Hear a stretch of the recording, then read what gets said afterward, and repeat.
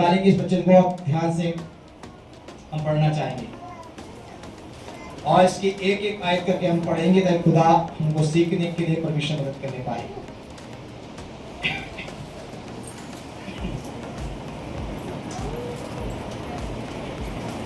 निकालेंगे और इसको ध्यान से हम पढ़ेंगे।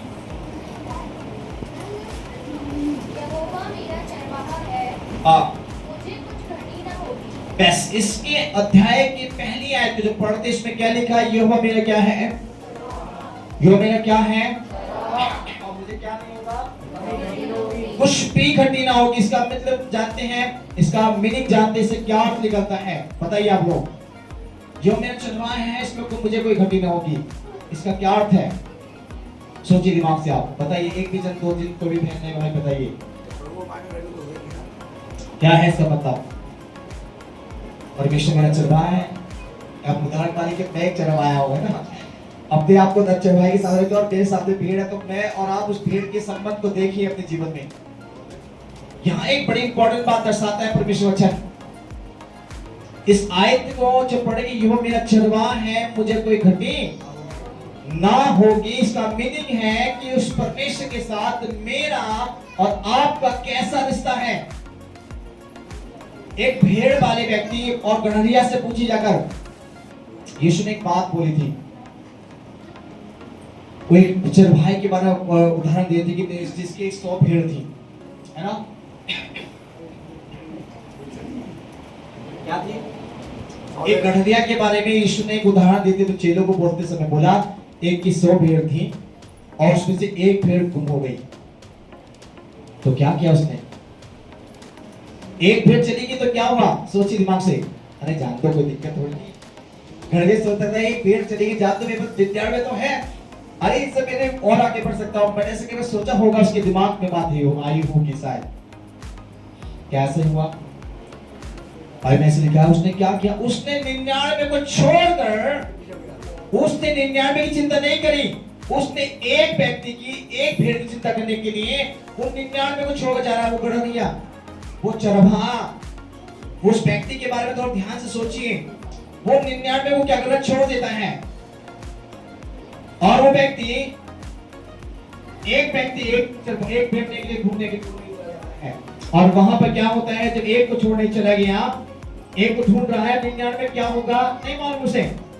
अब 99 से चाहे कोई भाग जंगली जानवर को खाए या कोई छीन के लेके आए, उसे कोई टेंशन नहीं है, पर उसको एक व्यक्ति की चिंता है। क्या हमारे जीवन में ऐसा है? अब चरवाहे को अपनी जगह रख के देखिए। जब एक चरवाहा है, क्या मैं उसके जैसा हूं तो मुझे क्या करना चाहिए?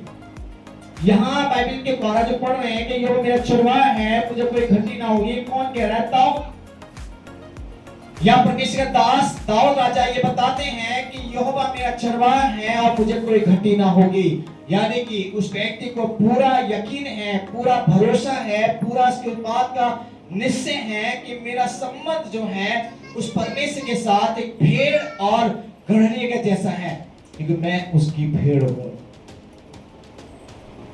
उस 99 को छोड़कर एक को जब तक पा नहीं लेता है, चरवाहा चैन से सोता नहीं है। अब सोचिए दिमाग से, क्या है ये चरवाहे की मीनिंग के बारे में जो मैंने बताया आपको?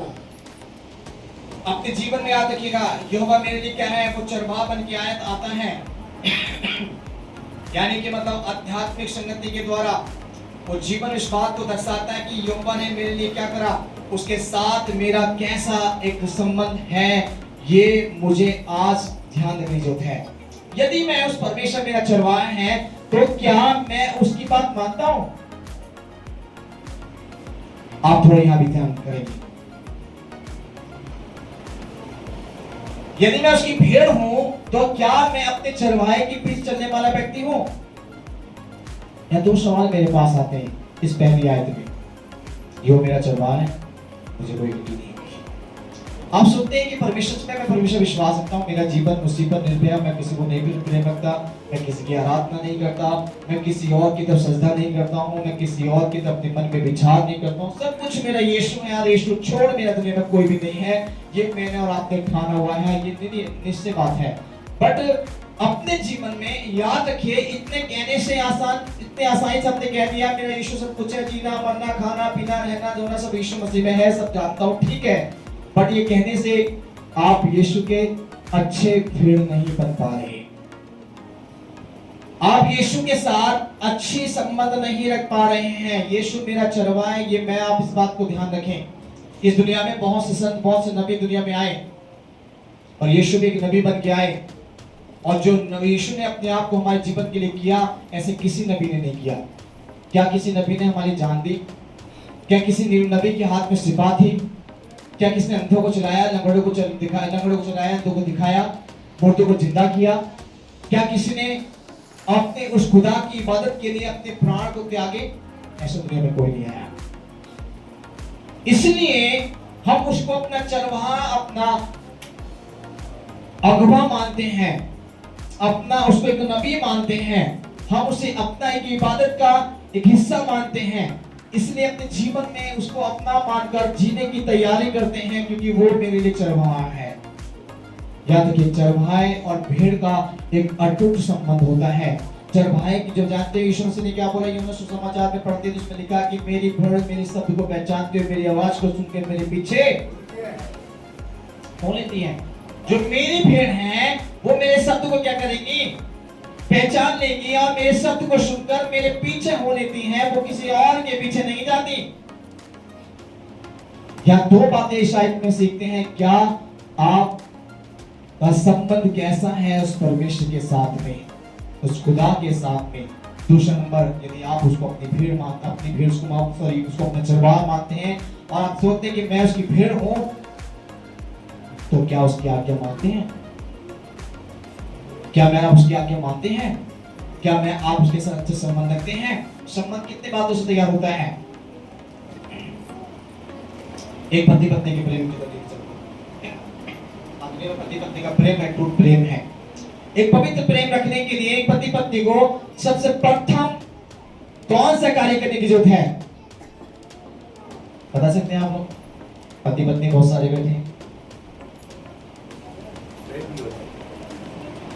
एक विश्वास योग्यता, अपने पति के साथ एक विश्वास योग्यता, एक अपनी पत्नी के साथ विश्वास योग्यता, और उसके साथ हर एक चीज में अपने आप को सैक्रिफाइस कर कर क्लियरली दिखलाने की जरूरत है।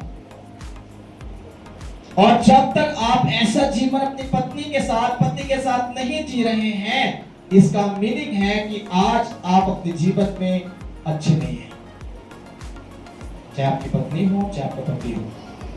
इसी प्रकार परमेश्वर के साथ एक अच्छा संबंध बनाने के लिए मुझे पहला नंबर विश्वास योग्यता में और उसके साथ ईमानदार होने की लिए जरूरत है, और साथ में उसके वचन को सुनकर उसके पीछे चलने की जरूरत है।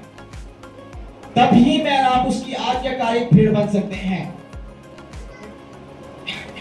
आज से अध्याय में कई बार पढ़ा, कई बार सुना, कई बार जाना, और कई बार इसको आराम से अपने जीवन में ध्यान करना भूल भी गए बहुत लोग। जानते हैं हमारे जो पास्टर राज थॉमस जी थे, जिसके द्वारा विश्वास में उन्होंने पहली बार मुझे इस अध्याय को पढ़ने के लिए बोला 25 दिसंबर के लिए 2006 में, सॉरी 2005 में। 5 में हमारे ये टेंट लगा था, बड़े प्रोग्राम हमने उनके द्वारा करवाया था, और वहीं पर हम लोग इस प्रकार पहली बार मुझे पढ़ने के लिए बोला, और जब मुझसे बहुत कम डर रहा होता था इनको पढ़ने के लिए भी, हाथ पैर कपा रहे थे, मैं कैसे पढ़ूंगा, सब बोला पढ़ना है बेटा आपको। और पहली बार पढ़ा और अटक के पढ़ा, और उस तरह ध्यान नहीं रख पाया। फिर उसके बाद मैं जब 22 चले गए 6 में पास्टर डिग्री के लिए चले गए, वहां भी पास्टर मैं तो अब्राहम सर ने मुझे बोला आपको इसकी स्टडी करनी है। सारे जितने भी स्टूडेंट थे हमारे, इसकी 23 हफ्ते की स्टडी करनी है। उन्होंने ऐसे 23 के क्यों बोलते और क्यों रहते क्यों नहीं बोलते। तो उसको और जब ये थे हमारे पास्टर बीनू सर थे, उन्होंने भी ये बोला, कई पास्टर मुझे बोला, तो हमें समझ में आया कि इसमें कुछ ना कुछ तो राज है भाई, जिसको बार बार बताया जा रहा है। तब हमने इसको पढ़ा तो जाना कि उस परमेश्वर के साथ में अटूट संबंध बनाने का ये एक रास्ता है, वो मेरा चरवाहा है, इसलिए मुझे कोई घटी ना होगी। जितने लोग विश्वास में रहते हैं, उनके साथ ईमानदार रहते हैं, उनके साथ खुदा के साथ उसकी आज्ञाकारिता में रहते हैं, जो उसको अपना जो समझते हैं कि मैं उस परमेश्वर की भेड़ हूँ, उसके शब्द को सुनते हैं और उसके पीछे चलते हैं, उनके पास किसी भी बात की कमी और घटी नहीं होती। आज परिवारों में लड़ाइयां होती हैं, टेंशनें होती हैं, चिंताएं होती हैं, परेशानी होती है, मुसीबतें होती हैं, कई प्रकार की सामना कर रहे हैं लोग, जूझ रहे हैं समस्याओं में। कारण है क्योंकि अभी तक आप उसकी अच्छी भेड़ नहीं बन पाए। हम जानते हैं दुनिया के लोग में परमेश्वर ने क्या, भेड़ के रूप में भेड़िया भी आएंगे हमारे पास। एक भेड़ के रूप में भेड़िया आएंगे और अपना आहार हमें बना लेंगे। ऐसे कई यूट्यूब चैनल पर चल रहे हैं, ऐसे कई लोगों ने अपने लोगों का आहार बनाकर अपनी तरफ आकर्षित करा हुआ है। कई लोग झूठी शिक्षा, झूठे प्रचारक, झूठे कलीसिया के विश्वासी, झूठे परमेश्वर के भेड़ चरवाहे बन के आते हैं, दबे पांव आते हैं और उनके जीवन में उनको आहार बनाकर उनके संग खिलवाड़ कर चले जाते हैं। दुनिया में सच्चे इंसान अगर कोई है तो खुदा ही है, उसको छोड़ दुनिया में कोई नहीं है। इसलिए बाइबल में लिखा, पेड़ को फलों से पहचानना स्टार्ट करिए, नाम से नहीं। उस पर फल है तो मान लो पेड़ अच्छा है, उस पर फल नहीं, पेड़ अच्छा नहीं है। चाहे वो आम का हो, सेब का हो, किसी भी चीज का हो, उस पर फल नहीं है, वो पेड़ नहीं है। दुनिया पास्टर से बहुत से विश्वासी दुनिया में घूम रहे हैं, चर्च के बहुत से विश्वासी दुनिया बोल जी हाँ मैं भी चर्च गया था। कई लोग मिलेंगे, आप बोल जी मैं चर्च गया था जी, कुछ ना वहां पर, मैं विश्वासी हूं, मैंने बपतिस्मा भी ले रखा है, कुछ नहीं है उसमें। दुनिया की मोटी कहावत बोलते अगर नाचना ना आए तो आमद टेढ़ा कहा जाता है। जिसको मसीह में चलना नहीं आया, जिसने खुदा की इबादत करने की अपने आप को डेडिकेट ही नहीं कर पाया, वो कहेगा कि कुछ नहीं है। हम कहेंगे कुछ क्यों नहीं है भैया? आप अपने परमेश्वर को चरवाहा बना के तो देखो, आप अपने परमेश्वर से अच्छे संबंध तो करके देखो, आपको मालूम पड़ेगा कि वो परमेश्वर ही मेरे जीवन का हर एक चीज में क्या है, आदर के योग, महिमा के योग और इबादत के काबिल है वो, और वो हर एक चीज में मुहैया कराने वाला परमेश्वर है। आप विश्वास करके देखिए, अपने जीवन में संघर्ष में आगे बढ़ के देखिए, दुखों की तरफ मन लगाने छोड़कर उस परमेश्वर की ओर मन लगा के तो देखिए, आपको मालूम पड़ेगा कि परमेश्वर क्या है। परमेश्वर केवल बातों से नहीं होता है, पर मीठी मीठी बात बनाने से या अच्छी सुंदर वचन सीखने से या अच्छे प्रचारों के साथ में संबंध रखने से नहीं बनता परमेश्वर हमारा अच्छा।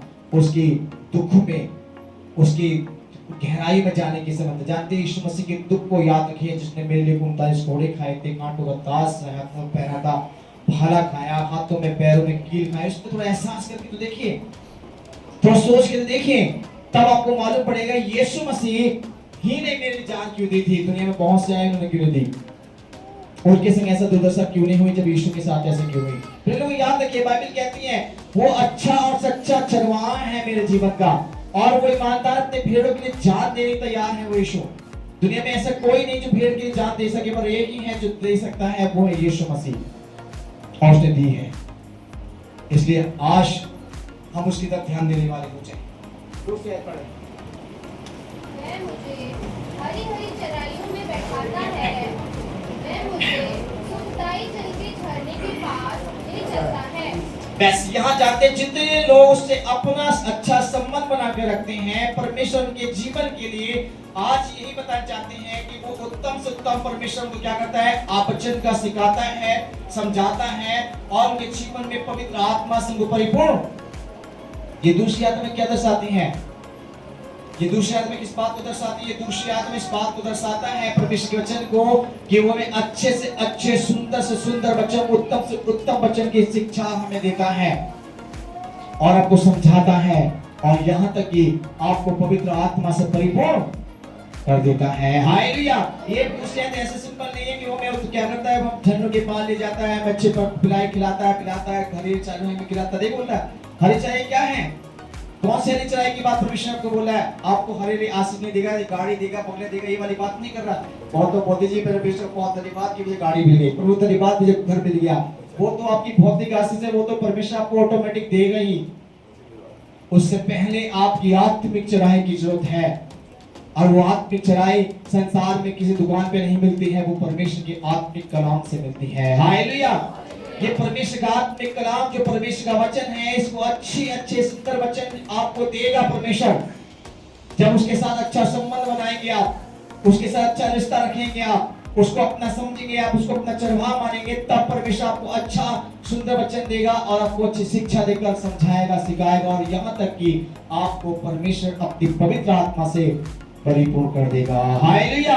हमारे पीछे बहुत सारे लोग और अपने जीवन में आपने कभी एहसास किया नहीं किया, पर मैं हर विश्वास को एहसास करता हूँ, पवित्र आत्मा नहीं है लोगों के अंदर। 90% कलीसिया आत्मा से भरी नहीं है। 90% कलीसिया के लोगों के अंदर पवित्र आत्मा नहीं है। कारण क्यों है? पुराने लोगों के लिए बोल रहा हूँ, यहाँ तक है जिन मैं नाम लेकर नहीं बोलना चाहता, खास तौर से पुराने लोग अपने जीवन की आदत बहुतों के अंदर पवित्र आत्मा बिल्कुल नहीं है, बिल्कुल बुझ गए हैं, जैसे कि घर में अंधेरा छाया पड़ा है। चर्च में अगर हालेलुया ताली धन्यवाद के बोलते हैं, लगता है कि आत्मा से भर गए, पर परमेश्वर के दास और परमेश्वर को मालूम है कि ताली बजाने से आत्मा नहीं है आपके अंदर, चिल्लाने से पवित्र आत्मा नहीं आता, आपके कूदने से पवित्र आत्मा नहीं आता।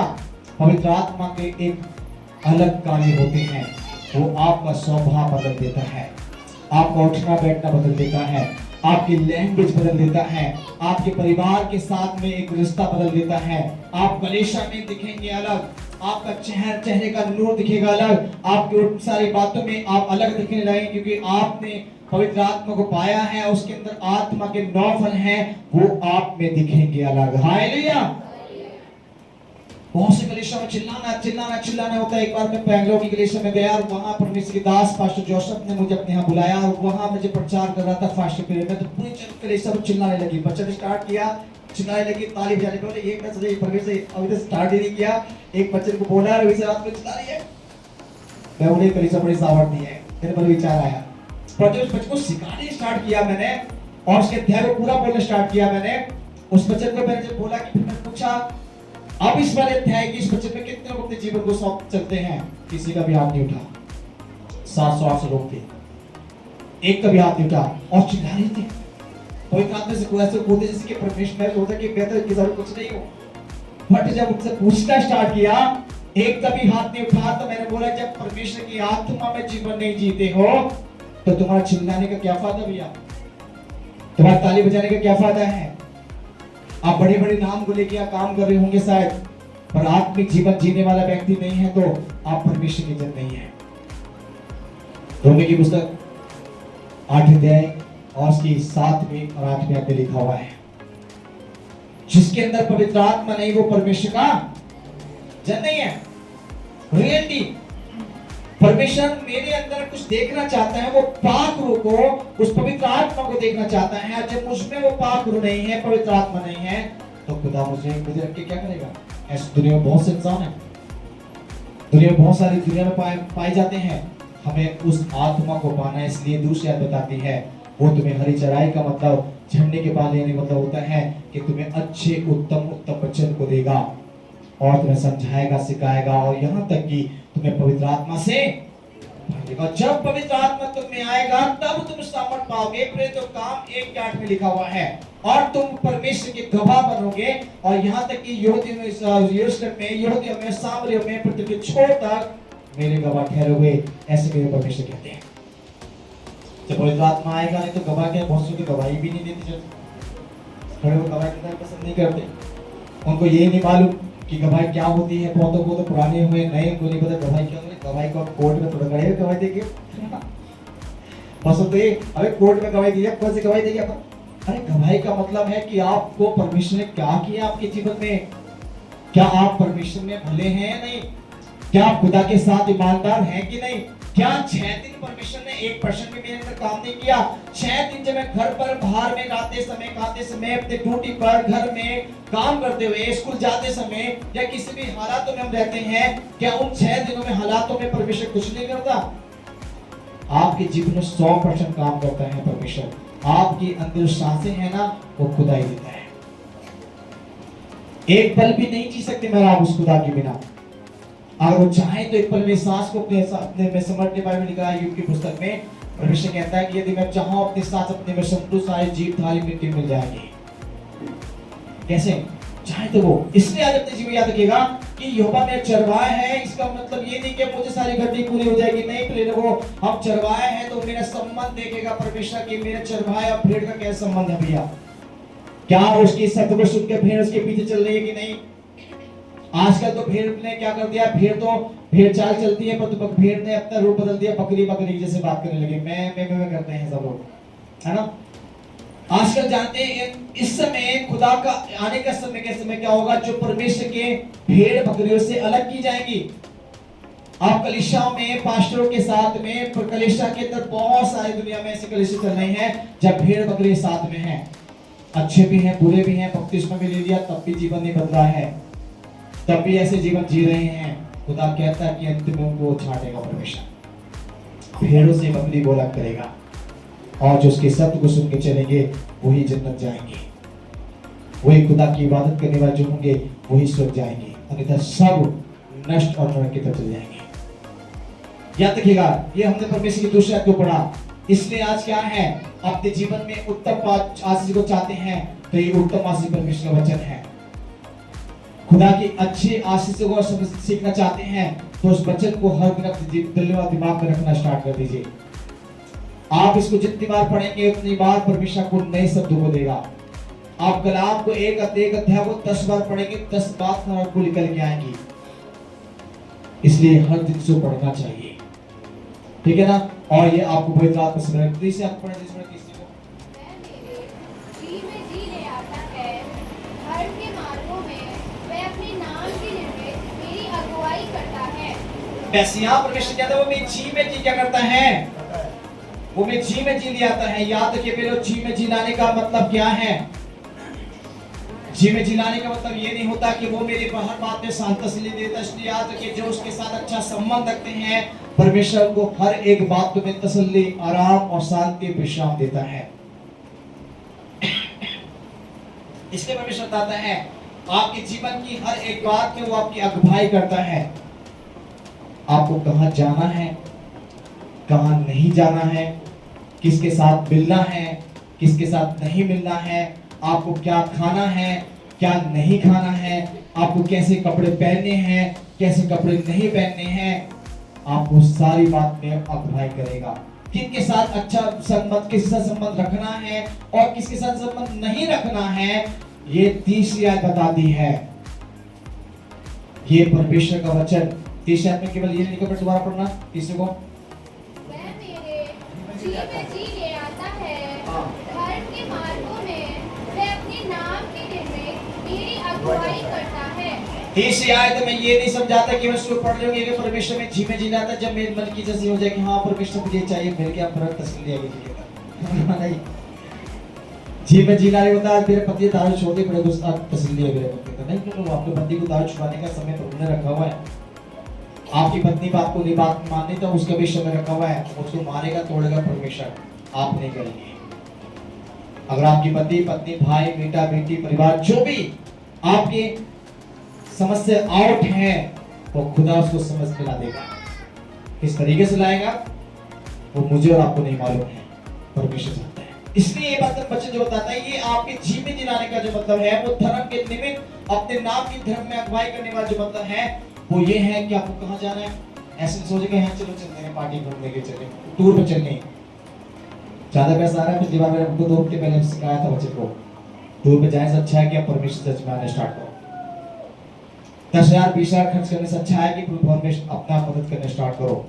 आप 20,000 टूर में खर्च करके आए होंगे, आप 20,000 का दशमांश पूरी भर में देते तो शायद परमेश्वर आपकी और भी जीवन में शांति आराम देता।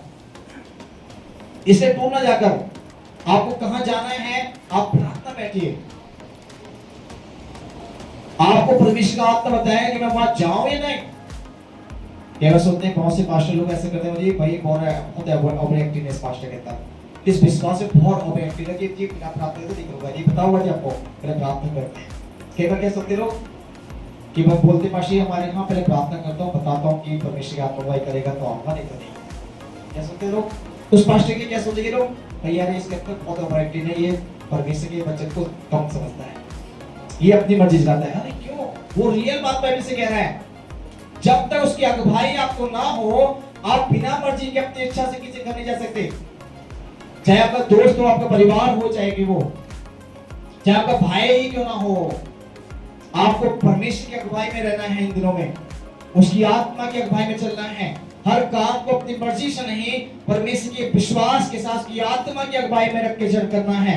आप जब भी तो नुकसान पाते हैं, अपनी मर्जी पे कुछ भी करना स्टार्ट कर दे, मन में आया काम करना स्टार्ट कर, मन में आया वो कर लिया, मन में आया खा लिया, मन में आया चले गए, मन में आया कुछ भी कर लिया, मन में आया भाइयों के से मिल लिए, भाई मन में आया कि पार्टी कर ली, मन में आया तो कुछ भी करना स्टार्ट कर दिया।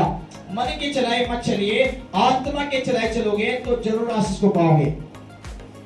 मन की चलाए से दुख मिलता है, मुसीबत मिलती है, बाद में पछताना होता है कि मैंने गलत किया जी, अरे मैं जल्दबाजी वाला काम किया, पता नहीं गलत हो गया।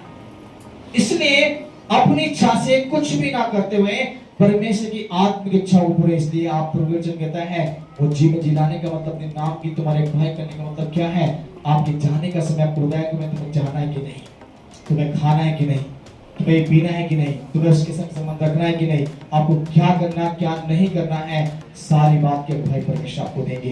ये तीसरा मुझे समझाता है।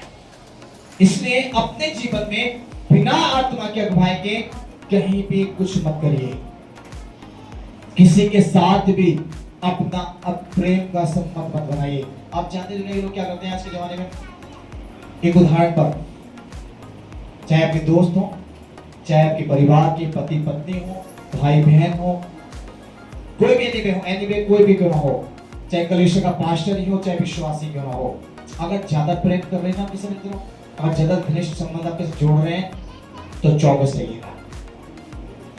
अगर ज्यादा प्रेम दिखला रहे हैं ना, पहले से ज्यादा दिखला रहे हैं, पहले भी तो जानते थे आप, अब भी आपको जानते हो, कोई व्यक्ति है, कोई मेरा भाई है, कोई मेरा पति है, कोई मेरी पत्नी है, कोई मेरी माँ है, कोई मेरा दोस्त है, कोई मेरा पास्टर है, कोई मेरे विश्वासी है, अगर वो ज्यादा प्रेम कर रहे हैं दिनों, तो मत सोचिए कि परमेश्वर का आत्मा बदल गया है, वो कुछ ना कुछ राज है भैया, थोड़ा ध्यान की चौकस रहिएगा। इसलिए अगर आपकी मोहब्बत अगर बढ़े तो खुदा के साथ बढ़नी चाहिए, और आपका संबंध अगर परमेश्वर के साथ बढ़े तो परमेश्वर के साथ बढ़ना चाहिए, किसी मनुष्य के साथ नहीं। इसलिए परमेश्वर ने क्या कहा, पवित्र लोगों के साथ क्या रखो, क्या रखना चाहिए, संगति रखिए, ताकि वहां ज्ञान प्राप्त होगा, परमेश्वर की आत्मिक जीवन की अगुवाई मिलेगी। आप फालतू दोस्तों के साथ फोनों पर चैटिंग करोगे, आप फालतू लोगों के साथ मिलोगे जुलोगे, फालतू लोगों के साथ संबंध रखोगे, तो आपको 99% अच्छी नहीं बुराई मिलेगी। इसलिए आपको 100% परमेश्वर के लोगों के साथ संबंध रखना है, ऐसे के साथ जो बढ़ने वाला व्यक्ति है, जो आत्मिक उन्नति कर रहा है इन दिनों में, उसके साथ संबंध रखिए, ताकि आप पीछे की तरफ नहीं आगे तक बढ़ने वाले हो जाएं। इसलिए तीसरे बताते हैं, हर एक चीज में आपकी उन्नति करने आने के लिए परमेश्वर की आत्मा के अगुवाई में चलना जरूरी है। आपके काम सफल नहीं हो रहे ना, प्रार्थना में बैठ जाइए। आप बीमार रहते ज्यादा, प्रार्थना में बैठ जाइए। आपके घर में आत्मिक उन्नति, आपकी शारीरिक और आत्मिक उन्नति नहीं हो रही, प्रार्थना बैठ जाइए। आप आपके काम में किस रुकावट आ रहे हैं, प्रार्थना बैठ जाइए। आपके बच्चों के साथ, परिवार के साथ लड़ाइयां स्टार्ट हो रही हैं, प्रार्थना बैठ जाइए। जो भी कुछ प्रॉब्लम है, प्रार्थना बैठ जाइए। आप प्रार्थना बैठ के क्या करें, बोले पाशी प्रार्थना बैठेंगे तो क्या करना चाहिए, प्रार्थना में घुटना टेके और उनकी आत्मा से बोले कि परमेश्वर मुझे अपनी आत्मा के भय बता, मुझे अपनी आत्मा क्या कर भय बता, ऐसे मेरे जीवन में जो हो रहा है क्यों है परमेश्वर, उसके सामने सवाल रखिए। खुदा आपसे बात करेंगे, रियलिटी गारंटी है, आपसे डायरेक्टली बोलेंगे, परमेश्वर का आत्मा बताएगा आपको कि आपके जीवन में ऐसा क्यों है, और जो बताए उस पे ही दिल में होना है, चाहे वो कुछ भी बताए उसके अनुसार जीवन जीना है। जो लोग पवित्र आत्मा के अगुवाई में जीवन नहीं जीते, वो नष्ट और कष्ट में पड़े रहते हैं, याद रखिएगा, है ना। चौथी बात पढ़ेंगे,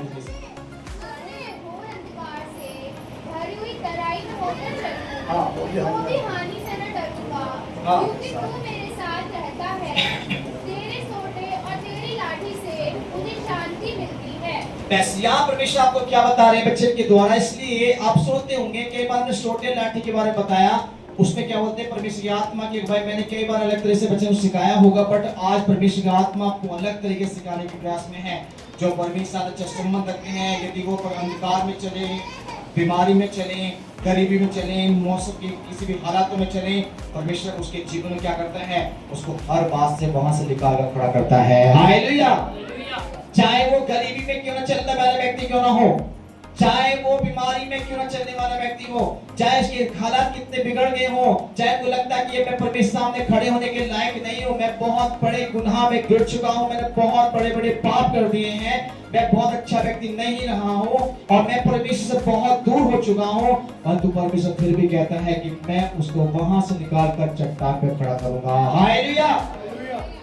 इसलिए उसके सोटे से, उसकी लाठी से क्या मिलती है, मुझे क्या मिलता है, शांति। मतलब ये सोटा लाठी परमेश्वर की आत्मा और परमेश्वर का वचन है।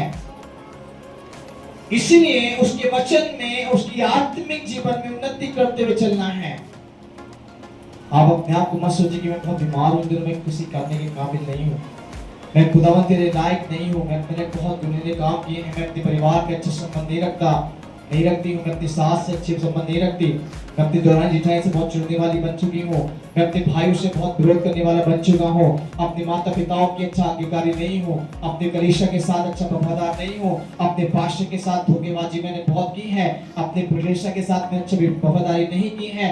बट जो भी हालात आपकी हो, खुदा कहता है मैं उन सब से निकाल के तुझे खड़ा करूंगा। हालेलुया। ये चौथी आयत हमें यही बताती है, ये परमेश्वर आत्मिक जीवन जीने के लिए चौथी आयत बताती है। फिर लोगों यहाँ तक कि 23 अध्याय मेरे जीवन का बहुत एक आदरणीय आदर्श और जीवन के लिए उद्देश्यपूर्ण है। इसको अपने जीवन में घर में लिख कर रख लीजिए और हर दिन पढ़िए इसको, और आपको ये दिन आपको याद दिलाएगा कि यहोवा मेरा चरवाहा है, वो मेरा हर बात पे रखने वाला है, मेरे जीवन के आशीष का एक सूत्र है, मेरे जीवन सब कुछ करने वाला व्यक्ति है। याद रखिएगा, ये वचन इंपॉर्टेंट है, खास है, जरूरी है जीवन में रखना, ताकि आप इसको हमेशा देखें और अपने जीवन में उस आराम को, शांति को प्राप्त करें जो मुझे दुनिया में नहीं मिल पाया। आप बोलते हैं कि पास्टर मैं बहुत बीमार हूँ, परेशान हूँ, कैंसर में हूँ, चिंताओं में क्यों नहीं जा रहा, परेशानी, बहुत प्रार्थना करता हूँ, फिर आपकी प्रार्थना करना व्यर्थ हो रहा है। आप बोलते मैं बहुत बाइबल पढ़ने वाला व्यक्ति हूँ, बाइबल पढ़ना व्यर्थ हो रहा है। आप बोलते हैं चर्च अटेंडेंस में ठीक है, आपका चर्च भी जाना व्यर्थ हो रहा है, क्योंकि आप जब तक अपने जीवन में 23 अध्याय को अपने मन में, अपने विचारों में, अपने जीवन में पूरा नहीं करते तो याद रखिएगा, एक आयत में जीवन से बात करता है और उन्हें समझाता है। ठीक है ना, 5 मिनट को पढ़ेगा। तू मेरे सताने वालों के सामने मेरे लिए मेज बिछाता है, तूने मेरे सिर पर तेल मला है, मेरा कटोरा उमड़ रहा है। बस यहाँ परमेश्वर जी के द्वारा इसमें लिखा हुआ है कि वो परमेश्वर जो कि मेरे सिर पर उसने क्या करा है, उसने मेरे सिर पे तेल मरना है, और मेरे कटोरा क्या है, उसमें लिखा हुआ है मेरे सिर पे तेल मरने के बाद मेरा कटोरा उमड़ रहा है, मेरे शत्रु के सामने उसने मेज बिछा दी है। अब इसका मीनिंग क्या समझते हैं आप, इसका मतलब क्या समझते हैं आप, कि परमेश्वर आपके शत्रु को आपके सामने हराएगा? क्या आपको लड़ने के लिए ताकत देगा? क्या आपको जाके दुश्मनों को क्या करना, अपने हथियार से या किसी बुराई से, किसी प्रकार की ताकत से मार देना है? नहीं। फिर लोगों, आपको कटोरा मरने का मतलब यह है कि बस बहुत सोचते हैं पवित्र आत्मा मुझ में, पवित्र आत्मा का जो तेल वो पवित्र आत्मा को दर्शाता है, मुझ पे पवित्र आत्मा अभिषेक आ गया। नहीं, कई बार समझते हैं इस बात को, तेल को पढ़ते समय बाइबल को। नहीं प्रिय लोगों, यहाँ परमेश्वर कहता है कि परमेश्वर आपके शत्रुओं के सामने आपका आदर करवाने का मतलब होता है कि परमेश्वर आप मेज बिछाने मतलब कि परमेश्वर आपको शत्रु से आपका मेल कराएगा। हालेलुया। आपके शत्रु आपका आदर, सम्मान, इज्जत करना स्टार्ट करेंगे जब आपका संबंध परमेश्वर अच्छा होता है। आज सास से बहू की नफरत चल रही होंगी, कई साल से साथ बोलना बंद किया होगा, दौरानी जिठानी के साथ संबंध नहीं होंगे, पड़ोसी के साथ अच्छे संबंध नहीं होंगे, मेरी कलीसिया में विश्वास के साथ संबंध अच्छे नहीं होंगे, पास्टर के साथ अच्छे संबंध नहीं होंगे, अदरवाइज हमारे फ्रेंडों के साथ संबंध नहीं होंगे अच्छे। आज खुदा कहता है मैं मेज बिछाने की तैयारी में हूँ। हालेलुया। मैं उनके साथ ने तेरे लिए मेज बिछाने क्या करने की तैयारी में हूँ, मतलब है कि आज मैं तुझे अब तेरे को नंबर बनाने के लिए तैयार हूँ, वो तेरा आदर करने के लिए तैयार है। हालेलुया। आपकी दौरानी जेठानी, सास, बहू, नंद, भाभी, जो भी हमारे पारिवारिक संबंध, हमारे दोस्त मित्र, हमारे मिलने जुलने वाले, हमारे अपने पराये जो भी हैं, उनके साथ आपका संबंध अगर परमेश्वर के साथ अच्छा संबंध है, उनका मेल आपसे हो जाएगा ऑटोमेटिकली। वो आपको घात नहीं कर सकते। आपके साथ आप जब मेल करेंगे तो आपके साथ घात नहीं होगा, गारंटी है। आपको लूटेंगे फूटेंगे, आपको मार तोड़ेंगे नहीं, आपके साथ गलत व्यवहार नहीं करेंगे। खुदावन उनके मन को ऐसा नम्र कर देगा, वो आपसे और डरना स्टार्ट कर देंगे। हालेलुया। इसलिए बाइबल कहती है वो आपके जीवन के लिए परमेश्वर क्या करने वाले हैं, आपके जीवन में परमेश्वर आपके लिए एक मजबूत बनाने वाला है, और आपके जीवन में आप शत्रु से कभी डरने वाले नहीं होंगे, और हमेशा परमेश्वर आपको जिस स्थान पर बैठाएगा मजबूत ताकतवर बॉडी से नहीं, शरीर से नहीं, आपकी आत्मा से बनाएगा। हालेलुया। आप पवित्र आत्मा में मजबूत हो जाएंगे, फिर तंत्र विद्या, मंत्र विद्या, भूत प्रेत, शैतान, जादूगिरी या शत्रु हमारे जीवन में प्रबल नहीं हो पाएंगे, क्योंकि मुझ में शरीर की ताकत नहीं है, उसमें पवित्र आत्मा की सामर्थ है। हालेलुया। और तब मैं परमेश्वर के साथ एक अच्छा संबंध रखने वाला लीडर रहूंगा। बड़ा 5 मिनट है आपका, 5 मिनट वाली 5 चलो। निश्चय भलाई और करुणा जीवन भर मेरे साथ साथ बनी रहेगी, और मैं यहोवा के धाम में सर्वदा वास करूंगा। वैसे यहाँ परमेश्वर के द्वारा कहता है कि हमारे जीवन में तब जब उनके साथ अच्छा संबंध होगा, तब परमेश्वर के द्वारा परमेश्वर बताता है अंत में आपकी सारी बातें भलाई में बदल जाएंगी। अगर उनके साथ अच्छा संबंध आपका है, अच्छा रिश्ता आपके साथ में है, खुदा के साथ अच्छा आपका एक इबादत है, खुदा के साथ अच्छा एक संबंध आपने रिश्ता बनाया हुआ है, खुदा के कहते सारी बुराई जितनी बातें हैं वो भलाई में अंत की सारी बातें, आपकी सारी बुराइयों को परमेश्वर क्या करने वाला है, भलाई में बदलने वाला है। हालेलुया। अब क्या है कोरोना निवास परमेश्वर यीशु में निवास करने के बारे में क्या है? क्या आप इस लोग जाएंगे मेरा? क्या आज इस लोग चले जाएंगे मेरा? क्या लगता है कि मैं अभी जीते जी शुरू पे जाने वाला व्यक्ति हूँ? नहीं प्रिय लोगों, हमारा असली उद्धार आज नहीं है, हमारा असली नजात आज नहीं है। हम अभी मत सोचिएगा कि मैंने गाली पकड़ा, झगड़ा करना, विरोध करना, ईर्ष्या करना, व्यभिचार करना, बुराई छोड़ दी, सारे काम करने बंद कर दिए, मैं दुआ में इबादत में रहने वाला व्यक्ति बन गया हूँ। अब खुदावन की इबादत के सिवा, दुआ के सिवा मेरे जीवन कुछ नहीं है, और खुदा की ही मान मैं अपने जीवन को दे चुका हूँ। ऐसे करके मत सोचिए कि मैं शुरू जाने और जन्नत की तैयारी में हूँ। अभी कुछ नहीं है मेरे पास, अभी तो रास्ते में चल रहे हैं लोगों, अभी मंजिल बहुत दूर है मेरे आपकी, उस वक्त में जाने का तो अभी बहुत समय है मेरे पास में। इसलिए आज अपने जीवन में उन बुराइयों को बदलने वाला परमेश्वर आपके साथ कहता है कि जब तू मेरे साथ अच्छा संबंध रखेगा तो इस तेरी सारी बुराई को भलाई में बदलने वाला परमेश्वर है। जब तक बुराई को भलाई में नहीं आपके जीवन में आएगा, आप जन्नत जाने के काबिल नहीं है, आप स्वर्ग जाने के काबिल नहीं है। इसलिए अपने जीवन में खुदावन की इबादत करना, उसके साथ में अच्छा संबंध रखना जीवन में जरूरी है। फिर याद रखिएगा, खुदा कलाम मेरे आपके जीवन में इस बात को दर्शाता है। ये 6 बातें केवल हमें परमेश्वर बात को दर्शाती हैं कि अपने जीवन में उस परमेश्वर के साथ में हमें रहना जीवन में जरूरी है। मैं आपको 6 बातें बोलकर पढ़ने की जरूरत नहीं है कुछ भी। इन 6 बातों को जो समझाया गया, इन 6 बातों के अर्थ आपको बताए गए, अपने जीवन में लिखकर गांठ बांध के अपने मन में रख लीजिएगा। आप इस 23 अध्याय को जब अपने जीवन में रखेंगे, मैं आपको लिखकर बोल सकता हूँ गारंटी के साथ, आपकी हर काम सफल होंगे, आपकी आशा और बढ़ती जाएगी, दिन रात उनकी सामर्थ को प्राप्त करेंगे आप, और आप कभी भी किसी बात में निर्भय नहीं होंगे। 6 बात। पहला नंबर क्या है? परमेश्वर हमारे क्या देखभाल करने वाला चल रहा है। दूसरा नंबर, वो आत्मा के न्याय सामर्थ्य देने वाला परमेश्वर है। कठिन समय में परमेश्वर मुझे, तीसरा नंबर, कठिन समय में वो मेरे जीवन में संगठन यानी कि परमेश्वर मुझे एकता रखने वाला परमेश्वर है। चौथा नंबर, शत्रु के सामने वो मुझे क्या करता है? आशीष देने वाला परमेश्वर है। 5वां नंबर, भलाई के कारण वो शत्रुता को क्या करता है? बचाने वाला परमेश्वर है। इसलिए आज ये 6वीं बात परमेश्वर कहता है, वो मेरे जीवन के भविष्य में आने वाली सारी बातों को अच्छा करने वाला परमेश्वर है। हमें अपने जीवन में जब मत्ती की पुस्तक 23 अध्याय को जब जीवन को ज्ञात करते हैं, ये 6 आयत मेरे जीवन में बड़ी बरकत को बुला सकते हैं, बड़े बदलाव को बुला सकते हैं, बड़ी आज जीवन में उन्नति को देख पाएंगे। आप सोच भी नहीं पाएंगे कि आपने जो नहीं चाहा था वो परमेश्वर ने करके दिखाया होगा। जो आप सोचते भी नहीं है वो परमेश्वर करेंगे। जो आपने मांगा भी नहीं है वो परमेश्वर आपको देंगे। जो आपका कभी हो नहीं पाया है खुदा वो करके आपको दिखलाएंगे। इन बातों को याद रखिएगा। इस खुशी के साथ परमेश्वर आप सभी को वास्ते सब जय मसीह।